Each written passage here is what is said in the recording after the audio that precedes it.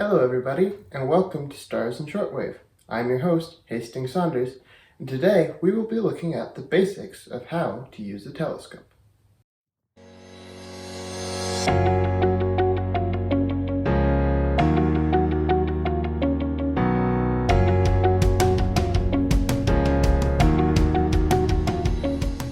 So, you've bought, found, or inherited a new telescope.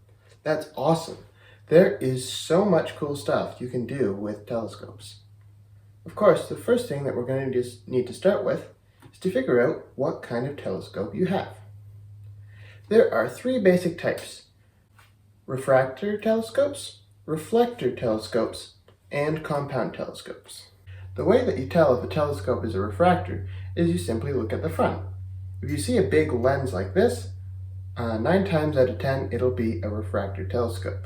Refractor telescopes are typically quite small, making them excellent for portable use or for new astronomers. The eyepiece on a refractor telescope is always at the back, either straight out of the telescope or at an angle like I have it here. Refractor telescopes work by using their lenses to focus light into the eyepiece, much like how a camera lens works. However, refractor telescopes sometimes suffer from chromatic aberration, resulting in color fringing on the edge of objects.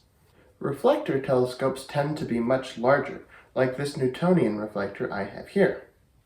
The way that you tell if a telescope is a reflector telescope is you simply look down the front. If the telescope has an open area that leads down to a mirror instead of a lens, then that means it is a reflector telescope. The eyepiece on reflector telescopes are almost always, but not necessarily always, on the side of the tube here. Reflecting telescopes work in a way similar to a satellite dish, using a parabolic mirror to focus the light into the eyepiece. Telescopes typically come on one of two types of mounts, either an alt-azimuth mount like this one,